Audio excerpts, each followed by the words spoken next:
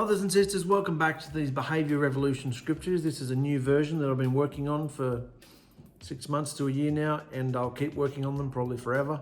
We're going into detail, depth and detail, because I wanted to look at these scriptures from the context of behaviour, because I believe, and Yahushua's revealing to his bride in these last days, that all scripture is a behaviour. And if it's not pointing towards a behaviour, then you ain't reading it right. You're not understanding it right. All scripture is a behavioural manual. It's because that's our worship. He wants our worship, our attention, and our love, our loyalty.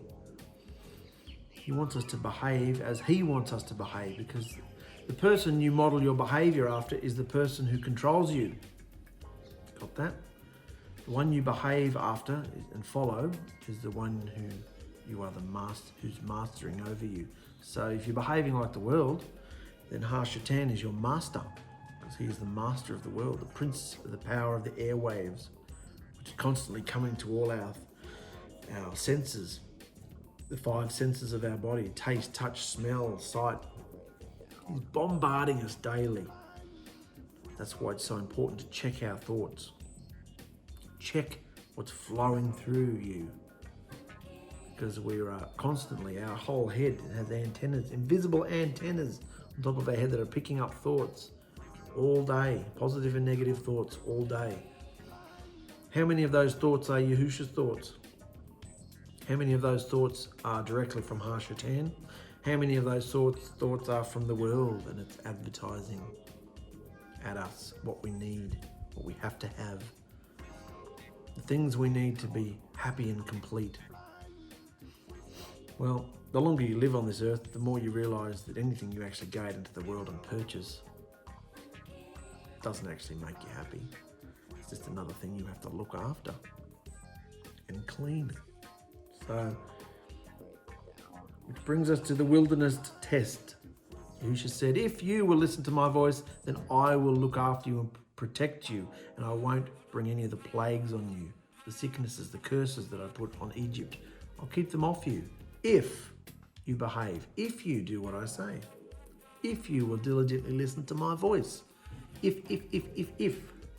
It's a test. He's bringing a test before his bride, because we're coming to the marriage ceremony. He doesn't want to marry a filthy old hallbag. He wants to marry a spotless bride, a bride that will choose him.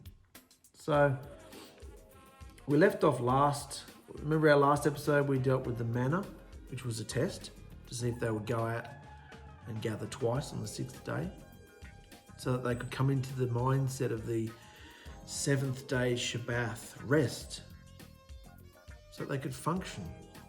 And even on a very human level, having a whole day of rest is amazing. You wake up the next day completely refreshed because you've rested your mind and your body. And there's no rules for the Shabbat. You don't have to study and read and pray all day. Turn on your Netflix if you've got Netflix and watch a few things. Binge watch a nice TV show or something. Something that's positive and uplifting and, something that you enjoy. The Shabbat is a day of delight. If you enjoy sewing, then sew if you'd like to. But listen to Yahushua's voice, because he will let you know if what you're doing, it's time to stop. There's a difference between picking up the vacuum cleaner and vacuuming underneath a chair that some child has dropped food under, to then going, oh, while I've got it in my hand, I might vacuum the whole house. Can you see how one thing is common sense, because you don't want the ants to come, or you just have a standard of cleanliness, and you don't want dishes to pile up in the sink, to then deciding to clean the whole house. That's work. There's common sense, cleanliness, particularly if you've got a big family, and then there's work, right? There's someone's wet the bed, chuck that in the washing machine and wash it, will you?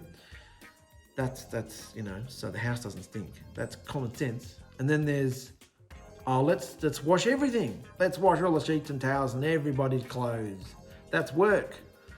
See how common sense comes in, guys? If you live by yourself, don't do anything, it's fine. Leave the dishes in the sink, there's not much to do. When you've got a big family, common sense, all right? Blessed is the man who doesn't feel guilty about what he says or does. So keep that in the back of your mind too. Yahushua will let you know. He'll tap you on the shoulder and say, okay, that's enough. You're getting a bit, you know. Notice how you're sweating a little bit there? That's because it's work and you shouldn't be doing it. So stop it. Go and rest. That's how he trains us, you know, until eventually we've realized, okay, just chill out, rest. Anyway, the wilderness tests in the yellow here are not about bread and water. We're talking a hell of a lot about bread and water though, aren't we? But it's not about bread and water, because bread and water means nothing to us today, because we have it in abundance, particularly in these first world countries.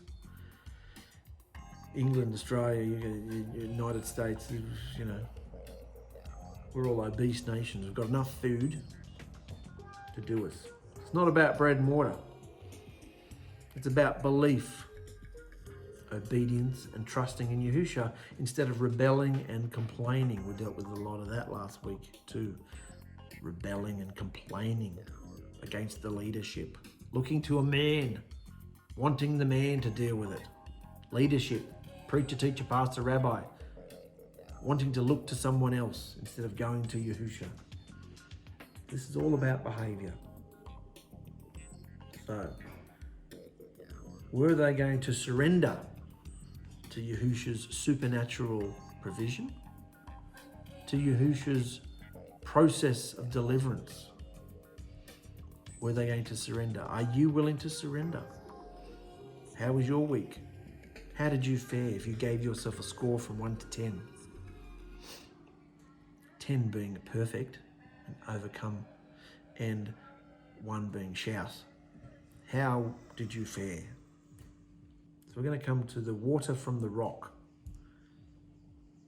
They just had the test of the manna, and Yahushua's now in the cycle of providing for them every day. Go out and gather 2 litres per person every day. Don't keep it overnight because it'll rot. It'll get all, not mouldy, maggots all through it, and it'll stink. It'll be obvious when someone walks through your tent, oh, you were disobedient. Your tent stinks like maggots. Maggot. So, then on the 6th day, they gathered 4 litres per person because they enough to do for the Shabbat. So that's just happened, and now they've come to the water from the rock. And at Yahushua's instruction, the whole nation of Yisrael left the wilderness of sin, and eventually they camped at Rephidim. Now think about it. They didn't just, okay, let's go, see us, let's go. To get the message to leave, I imagine would take hours. To get the whole message to leave, you know, and they've pitched tents, they've done this, they've done that. We went camping a few weeks ago and we had 3 tents, and it took us an hour to 2 hours just to unpitch everything and, you know, put it all away in the car and, you know, 3 million people. So it would take almost a day just to get the whole camp moving, wouldn't it? Just to get the message out there, pack it all up, let's go, you know. It would take, if you're looking at it from a satellite, I imagine it would take about a day just for this thing to start moving, this group of people to start shifting. So it wasn't just some simple thing, come on, let's go. It would have taken time. So they left the wilderness of sin and eventually they camped at Rephidim. But there was no water there. And remember, they needed how many millions of gallons to supply the nation for one day? There was no water at this place. So once again, they began bitching and complaining against Musha. Give us water to drink, they demanded. So Musha said, shut your mouths and be quiet. Why are you at me all the time and testing Yahuwah your Elohim? You're at me and testing him. At me, testing him. Testing him, at me all the time. Bugger off, you're at me all the time. Shut your mouth. Piss off. But completely tormented by thirst. So let's put ourselves in that position.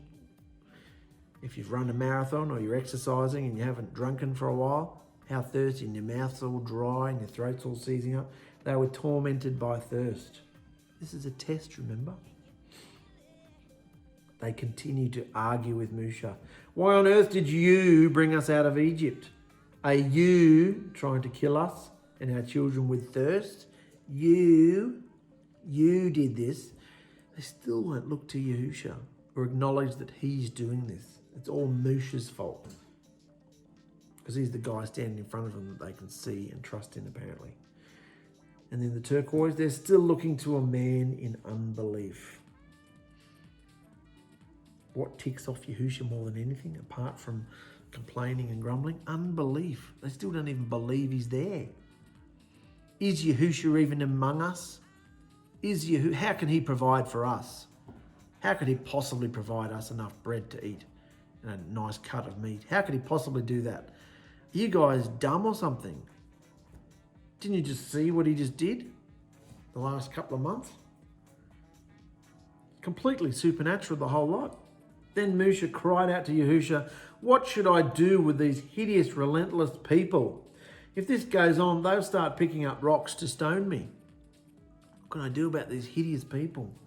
And Yahusha said to him, Yahusha said to Musha, "Walk out in front of the people with your rod, the one you used when you struck the waters of the Nile, and call some of the elders of Israel to join you. I will stand before you on the rock at Horeb, Sinai." So they're at Mount Sinai practically. And there ain't no water. "Strike the rock and water will come gushing out and the people can drink." So Musha struck the rock as he was told, and water gushed out as the elders looked on. And Musha named the place Massah, Test, and Meribah, arguing because of the nation of Israel's strife and arguments with Musha, and their testing of Yahusha by saying, "Is Yahuwah here with us or not?" How rude and disgusting. Is Yahuwah even here or not? Hello? Are you even here? Damn. Give us water. How rude and disrespectful are they towards him? So Musha called the place Massah and Meribah. Test and arguing. And in the turquoise here, how wicked and disgusting is this mocking question? Yahusha said he was going to test them and us. Are they passing this test yet? Are we?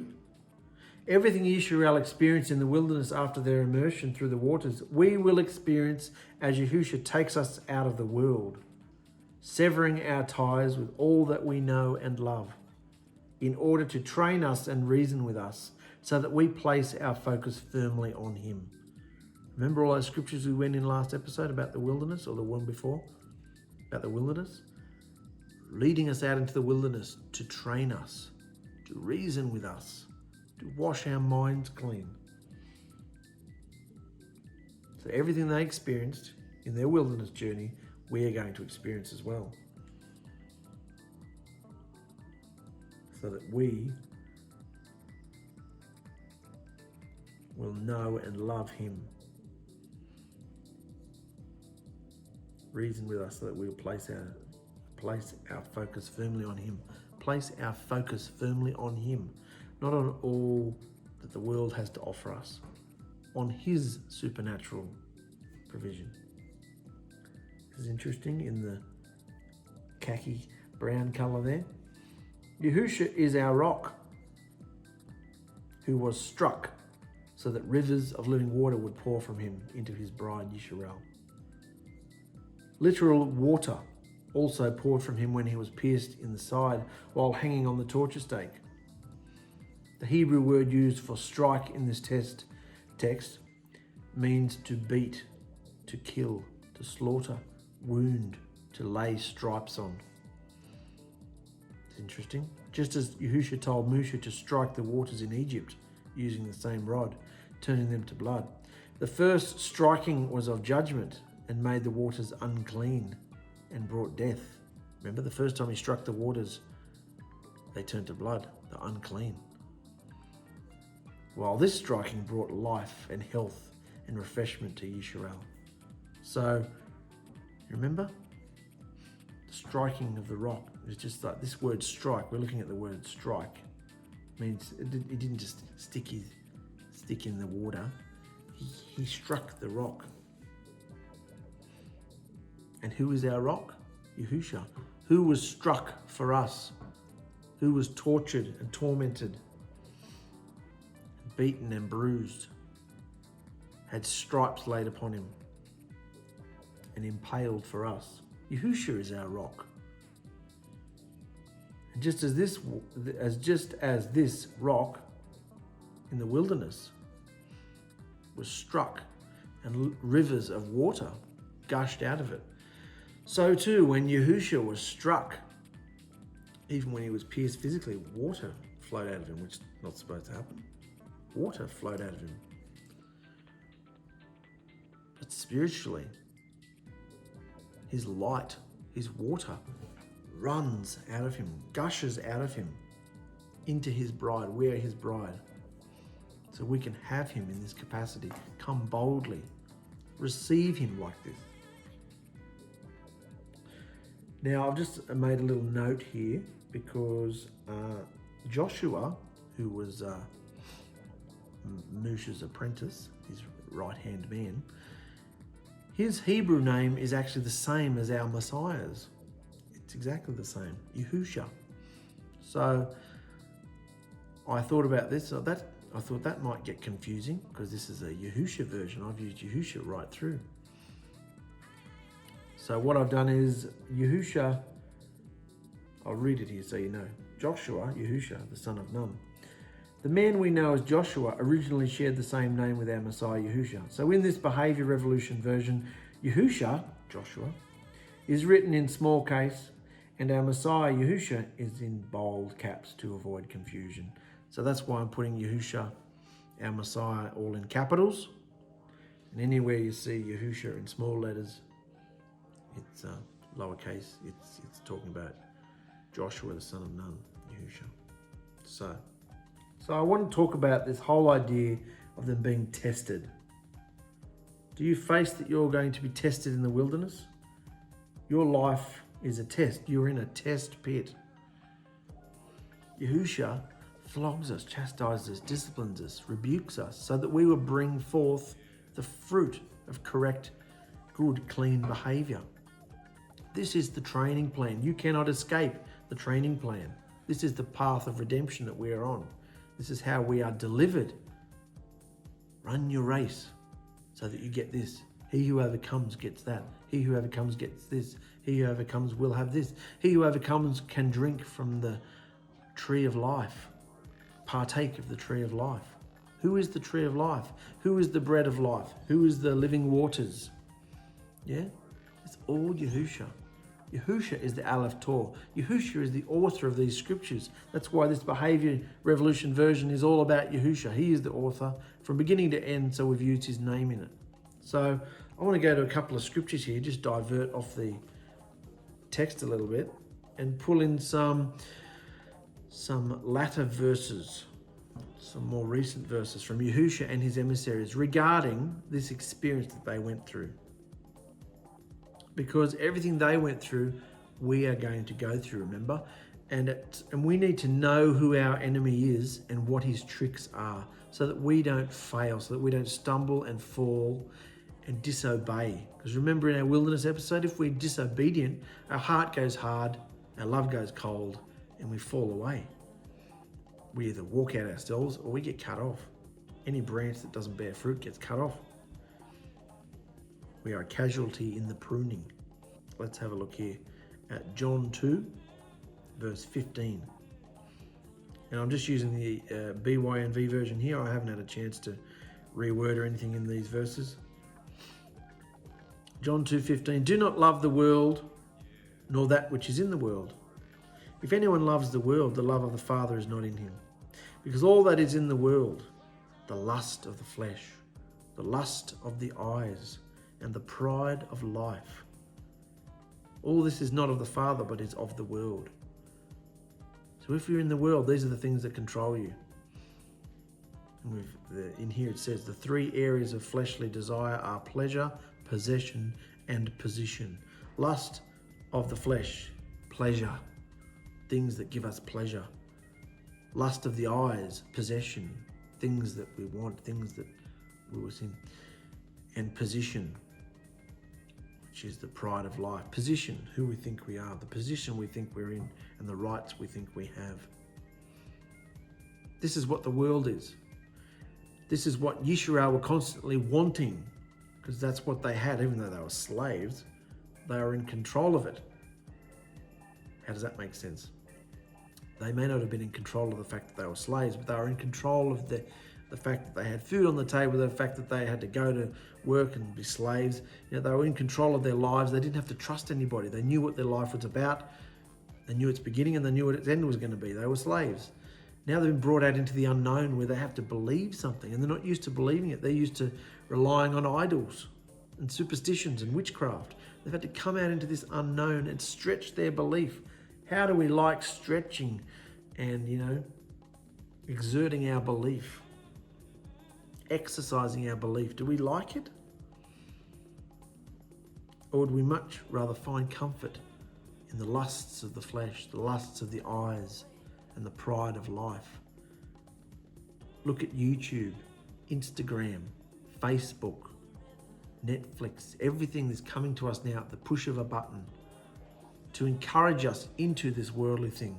Am I saying you have to cut off all those accounts? No, I'm not saying that at all. I'm saying look at how the enemy gets to us and arrest your thoughts. And I'll come back to that. Let's go to James chapter 1, verse 13.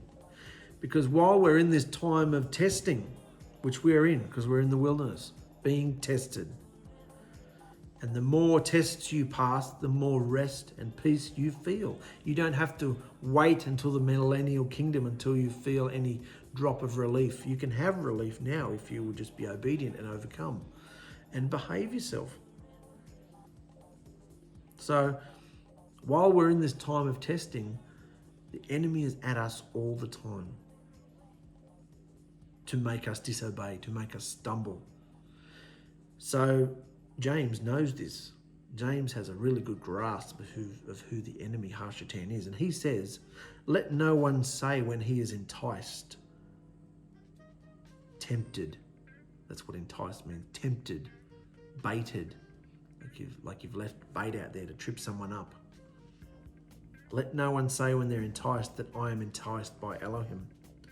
For Elohim, or Yahusha's not enticed by evil, and he entices no one. He does not entice us. But each one is enticed when he is drawn away by his own desires and trapped. So in this time of wilderness wandering and testing,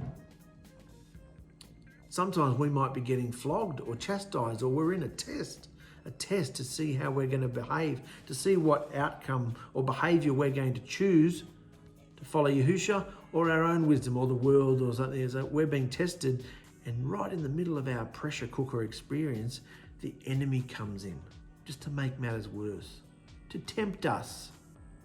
So we naturally think, we're being tested, we're in the wilderness, it's Yahusha doing this.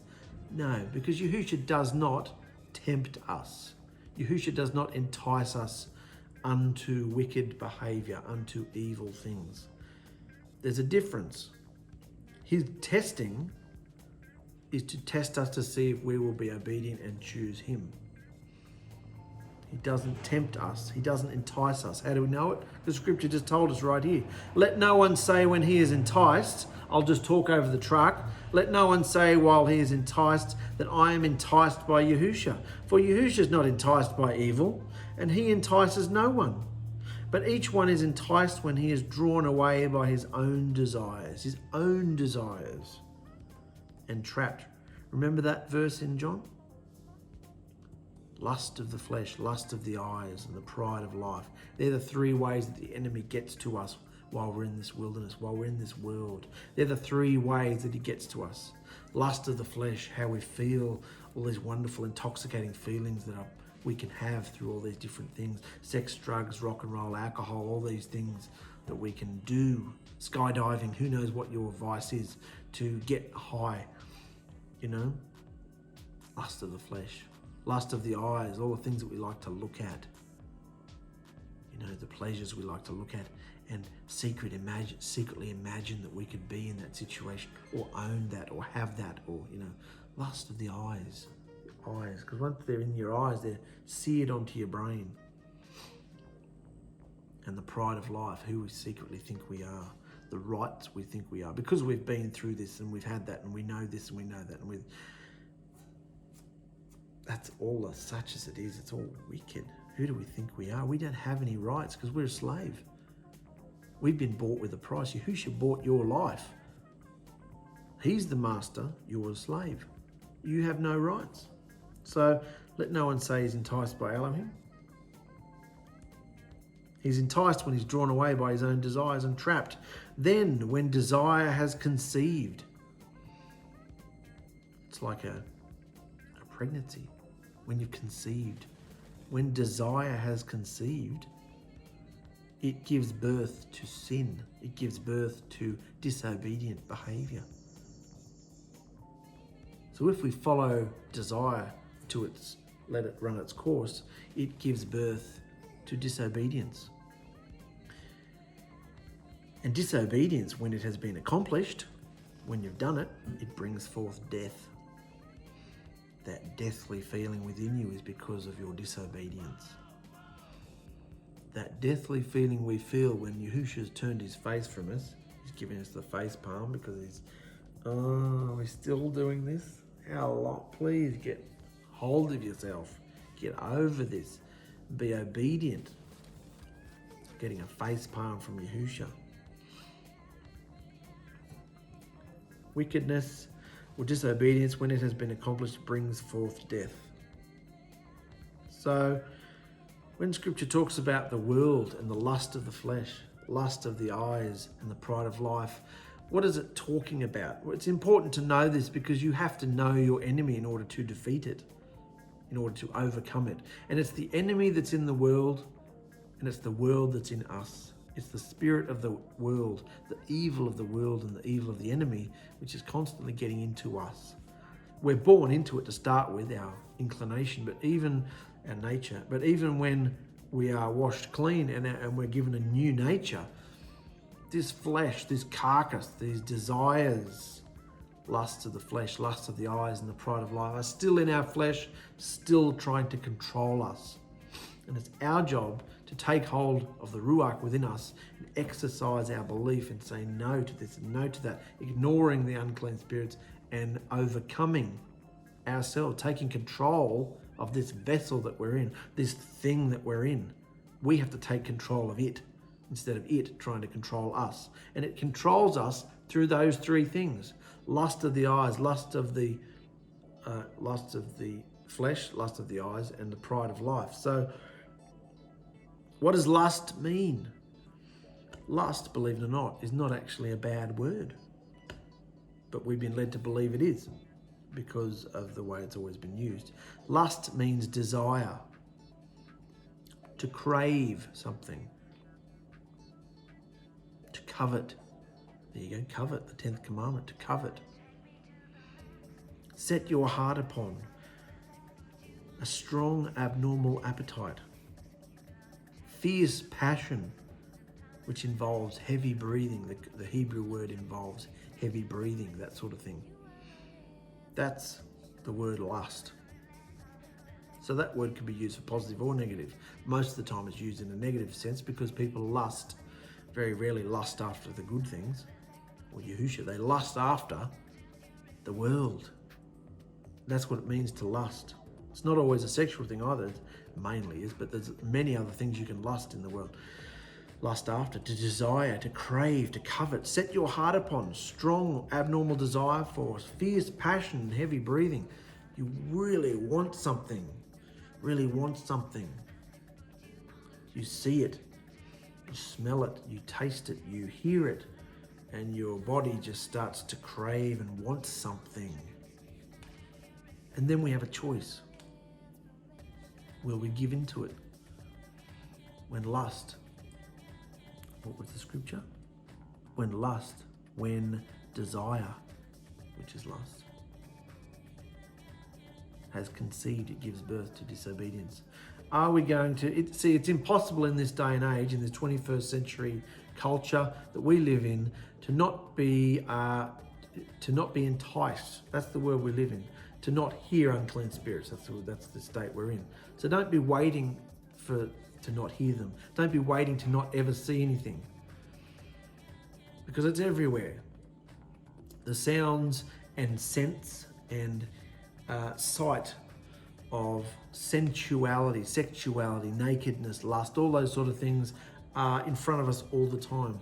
It's not a matter of separating yourself from it, although if you can do it, but don't watch certain things that are like that. Don't go where there will be nakedness a lot of. You don't put yourself in that position. But even when it is presented to you, what do you do about it?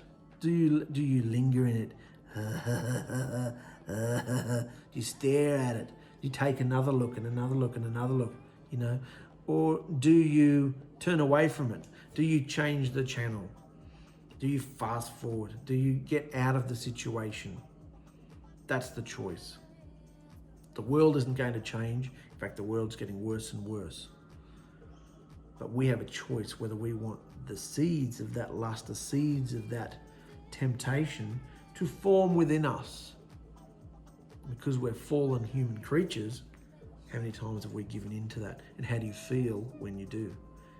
It gives birth to, what does the scripture say? When desire has conceived, it gives birth to disobedience, and disobedience, when it has been accomplished, brings forth death. And that's the enemy's plan, to kill us all off, to have them wandering in the wilderness for 40 years until they all died off. That generation died off. Yahushua's coming, the enemy is coming at the bride to try and destroy her, remember? And remember, he's taken her out into the wilderness. So, that's lust. Lust, we should be lusting after the things of Yahushua, desperately wanting him and craving him. Lust of the flesh, lust of the eyes. The pride of life. What does pride mean? Remember, they've just come out of the week of unleavened bread. So leaven, pride, raising yourself up, puffing up, boasting, your ego, your self-confidence. I'm going to do this. I'm going to look after myself. I have to do this. Stuff your supernatural provision. Stuff your protection in my life. I'm going to do this myself. I'm going out into the world to do it myself. Well, you should say, okay, you're going to go through a big, massive hot wash cycle. Because there's nothing good out in the world except, attack and rape and pillage and slaughtering.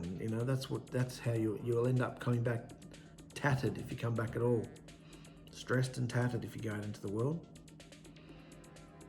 So, and then of course that scripture talks about sin, which is just disobedience. That's why sin is a real religious word. I hate it. I've changed it for disobedience. In the original, sin means to miss the mark. You miss me? You miss me? Disobey. Trespass in your behavior. That's what sin is. Disobey. I've changed it to disobey because everyone knows what disobedient is. Disobey. So, in Mark 7:20 it says, Yahushua said, what comes out of a man defiles a man. Because it's not about eating and drinking. It's about what comes out of us, our behavior that defiles us and makes us unclean. It's important to know this when we're in the wilderness, because this is what happens. From within, out of the heart of men proceed evil reasonings, adulteries, whoring, murders, thefts, greedy desires, wickedness, deceit, indecency, evil eye, blasphemy, pride, foolishness. All these wicked things come from within and defile a man. They come from within because of what we've filled ourselves with, because of the uncleanliness that's in us and what we listen to, what we look at, what we allow to come through us. These are the things that defile us and make us unclean. Our behavior is what makes us unclean. So that's why when we get immersed, the Ruach comes within us to help us contain, control, overcome all those things that want to come out of us. So people say, oh, I'm a good person. Yahushua knows, he knows my heart. He understands, he knows my heart. Yeah, he does know what your heart is. All those things there are our heart. And it's completely wicked, evil above all else. That's our heart. So you need to understand this battle, daily battle that's going on in you and in me. Because our enemy, what does it say? The enemy goes to and fro like a raging lion, seeing who he can devour. He's searching the world looking for people who he can devour and rip to shreds and deceive. So we need to understand that that's what's coming to us all the time. That's why we need to arrest our thoughts, brothers and sisters, and decide whether what we're listening to is good or evil, because Yahushua's thoughts are not evil. Yahushua's thoughts aren't even negative. Yahushua trains us and flogs us and disciplines us, but they are actions. That's like a parent telling a child, put your hands on the bed, I'm smacking your butt with a stick. That's not an evil thing. That's not sitting next to a child and saying, you disgusting, dirty, wicked person. You filthy creature. Who could ever love you? You're a hideous creature. Does Yahushua talk like that? This is how we get to know in our day the difference between unclean spirits and Yahushua's voice. Yahushua's voice, he says, my thoughts towards you are uplifting and true, to give you hope and belief and a future and life. His thoughts, his words to us are positive. So if you're not hearing words that are positive, you are listening to unclean spirits. When Yahushua flogs us, it's pain. The feelings we have often are the pain of what we've done, the pain of the discipline and the flogging of what we've done. That's a pain. That's a flogging. That's something Yahushua does. But those wicked thoughts, the words we hear, Yahushua would never talk to us like that. He would say to us, that pain you're feeling is because you won't behave yourself. That's the truth. If you want me, I'm here. Overcome, behave yourself. Don't stop doing that. Stop doing this. I told you to do that, so do this. He's very practical. Do this and do that, and you'll feel this and you'll feel that. And when we don't, we feel hideous. We feel like death because we've done something, we've disobeyed his voice. It's very practical and simple with him. These deep, dark depressions and stuff we get in and voices we listen to, that's nothing to do with Yahushua. He allows that so that we'll wake up to ourselves. But it's not him, because he does not entice us, remember? He does not tempt us to do evil things. He's the one standing there with the banner cheering us on. Come on, you can keep going, you can keep going. He's the Ruach within us. When all this wicked evil comes into our eyes and our ears and we start thinking, oh, should I do that? Should I say this? Should I steal this? Should I look at that? Should I get angry? Should I lie? Should I touch myself? Should I do this? Should I do all these things? Should I? Because you're being tempted and enticed by the world. That's not him. He's the one inside us going, come on, you can, come on. Keep going. You can say no, just say no. Use my name. Keep going. He's the one cheering us on. But we are the choosers. We're in this wilderness so that because he can cheer us on, but he can't make the decision for us. And if we choose him, then step by step, victory by victory, we get closer and closer to him, feeling his life and his peace pulsing through us. And that's how it works. The enemy is very, very cunning, brothers and sisters. So all these things that happened to Israel in the wilderness were tests. The waters they came to, the bitterness of the waters, remember? And Moshe threw the stick in and the waters became pleasant to drink. He does that in our lives. He takes away our bitterness. Turns our mourning into dancing, turns our tears into joy, if we allow him, if we're obedient to him. You know, today we live in a world that's a drought of his word, his living waters, his bread of life. There's a drought. It's not being provided for from any of the institutions because they're dead as well. They're just worldly institutions. So I want to finish today on the John chapter 6. And I'm going to read this from the 𝗪𝗏𝗧𝗧. I haven't had a chance to reinterpret. It's all about Moshe in the wilderness and about the tests they were going through. And this applies to us guys today here in our personal wilderness. Our fathers ate the manna in the wilderness, as it has been written. He gave them bread out of the heaven to eat. So he literally brought manna. He literally brought bread out of the supernatural realm, interdimensional realm, and he showered them. He provided for them. Therefore, Yahushua said to them, truly, truly, I say to you, Moshe did not give you that bread out of the sky, but my Father gives you the true bread from the sky. My Father gives you the true bread from the sky, which is him basically saying it's me. I'm the true bread. For the bread of Elohim is he who comes down out of the sky and gives life to the world. So they said to him, Master, give us this bread always. If this bread's so bloody good, give it to us all the time. And Yahushua said to them, I am that bread. I am the bread of life. He who comes to me shall not get hungry at all, and he who believes in me shall not get thirsty at all. But I said to you that you have seen me and still do not believe.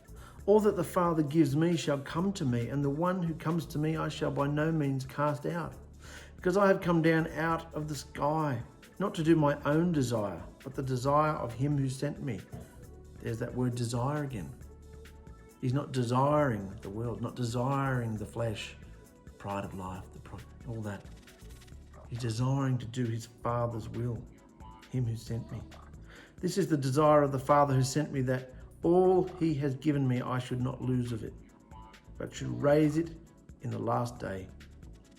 And this is the desire of him who sent me, that everyone who sees the Son and believes in him should possess everlasting life. He who sees the Son and believes in him should possess everlasting life. And I shall raise him up in the last day. Therefore the Yahudim were grumbling against him, because he said, I am the bread which came down out of the sky. And they said, Is not this Yahushua the son of Yusuf, whose father and mother we know? How is it then that he says, I have come down out of the sky? Then Yahushua answered and said to them, Do not grumble with one another. No one is able to come to me unless the Father who sent me draws him.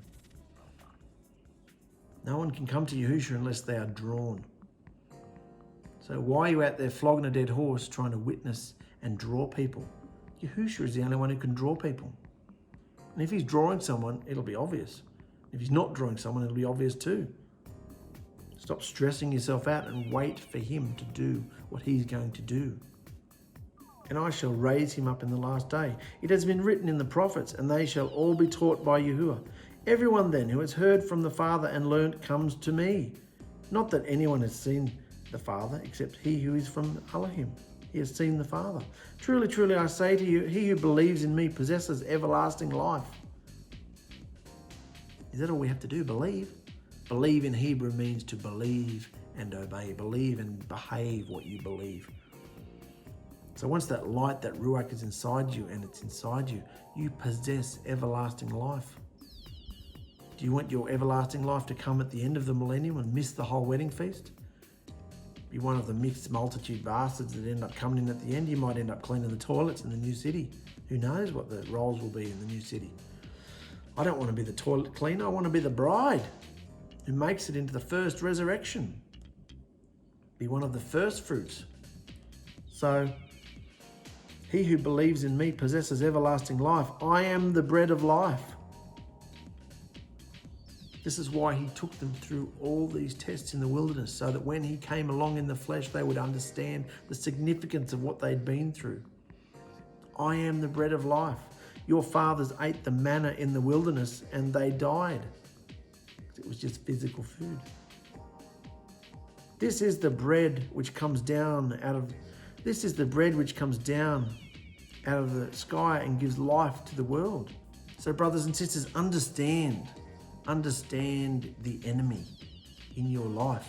Understand the cracks in the foundations and in the walls of where he gets into your home, gets into your vessel. Understand. And we have to fight every day. Put your armor on. You're in a battle. The enemy wants you dead. Enemy wants you to stumble and fall and not make it to the promised land, not make it to the millennial rest, not make it to even ever knowing Yahushua, not surrendering. He doesn't want you to surrender. No way. He wants you controlled and bound up in the lusts of the flesh, lusts of the eyes, and the pride of life, constantly distracting us off our path. So we need to stay strong, brothers and sisters, and vigilant, because he's a roaring lion trying to rip us apart. And don't get confused. Don't confuse the testing of Yahushua with the enticements and temptations of the enemy. They're two very, very different things. Yahushua is not setting us up to stumble. He's the one putting more and more ruach in us to empower us to overcome everything that's coming at us. So let's go on and we'll finish on this last part. Yisrael defeats the Amalekites. While the people of Yisrael were still at Rephidim, the warriors of Amalek attacked them. Remember, the surrounding nations are furious and wondering where these nations are going to go. So if they come anywhere near them, they're on the attack. So they attacked them. So Moshe instructed his offsider Yahushua, who's Joshua, saying, "Choose some of the men to go out and fight the army of Amalek for us, and tomorrow I will stand at the top of the hill holding the rod of Yahuwah in my hand." So Yahushua did what Moshe had commanded and fought the army of Amalek. Meanwhile, Moshe, Aaron and Ker climbed on top of the nearby hill, and as long as Moshe held up the rod in his hand, the Israelites conquered the Amalekites.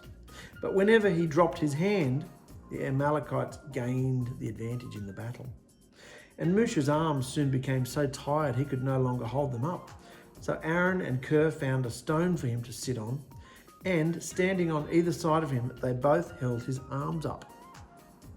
And his hands held steady until sunset. And as a result, Yahushua defeated and conquered the army of Amalek in battle. That makes sense, doesn't it? He got tired every time he put his stick down. The enemy was winning. Every time he held his rod up, they were winning. So after the battle, Yahushua instructed Moshe, "Write this down on a scroll as a permanent remembrance and read it aloud to Yahushua," that's Joshua, "that I will erase the memory of Amalek from the earth." And Moshe built a stone table altar there and named it Yahuwah Nissi. Yahuwah is my banner, saying, because they raised their fist against Yahuwah's throne, he will be at war with Amalek generation after generation. In the turquoise here, the Amalekites are the descendants of Esau and closely related to Yisrael, and over time became enemies after Yaakov duped Esau out of his birthright and blessing as the firstborn son, and all the power and wealth involved. So it makes sense for them to want to attack Yisrael. So they're still holding on to the grudge that Yaakov cheated Esau out of the firstborn inheritance and blessing. So nation against nation. So it makes sense for them to want to attack Yisrael. However, they focused their attack on the feeble. This is why Yahushua was so hell-bent on being their enemy, because they were attacking the feeble and elderly folk who traveled at the back of the assembly of Yisrael, which was a cruel and horrible thing in Yahushua's eyes, considering Yisrael had made no threats towards them.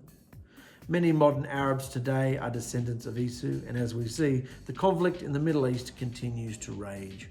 So this whole thing, descendants of Yaakov and descendants of Esau and the Muslims and all the Middle Eastern wars and conflicts that are going on over there, a lot of it is spurred on from thousands of years of animosity between all these tribes. So, but it's a real dick move, coming at the women and children and elderly that are at the back of the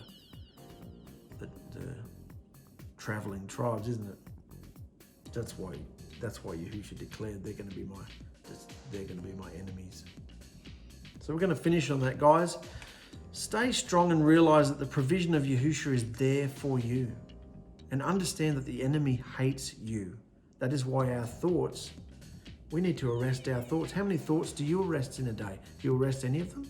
Or do you just allow anything to come through your mind? Every thought is a spirit. Do you face that? Every thought is a spirit. And every thought wants to control your mood. So if you're sitting there one day and you feel sad or depressed, trace back your thoughts. And it's an unclean spirit, guarantee you. When you look in the mirror and you hear, oh, you're fat, you're stupid. You don't hear that, do you? You hear, I'm fat, I'm stupid, I'm ugly, I'm this, I'm that, I'm. Who's the I'm? Those wicked, unclean spirits are declaring that they're me, they're an I. That's not me. I'm not that I. How dare they declare that they're an I'm? I'm me, and I want 𝗓𝗓𝗃 in me to be reigning. So I need to check my thoughts to make sure that I'm not listening to a demon that wants to have me and control my vessel. It already controls, the enemy already controls the world. The prince of the power of the airwaves, he controls the airwaves. That's why the airwaves are filthy. Audio, visual, music, videos, TV, movies, it's all riddled with filth.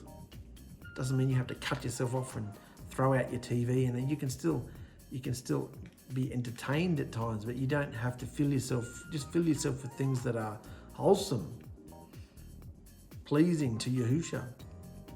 That doesn't mean you have to watch religious videos and teachings. You can watch, there's plenty of nice TV shows out there. Period pieces and, dialogue movies, and even action things are great. Watch whatever you want, but just be aware that the pride of life, what are they? The lust of the flesh, lust of the eyes, and the pride of life are at you all the time to try and take over your vessel. Are you going to let them take over your vessel? Because you are the chooser. Don't be pointing your finger at 𝗓𝗓𝗃 saying, why are you tempting me? No, he's not tempting you at all. But he is testing your behavior, testing whether you will be obedient or not in this wilderness experience. If you want your wilderness to end, if you want the rivers of living water to be flowing through you, then you have to overcome. Overcoming is not allowing any of that filth to come through your vessel. Overcoming is proving to 𝗓𝗓𝗃 that you are steadfast in his instructions and you only have eyes for him. Love you guys. See ya.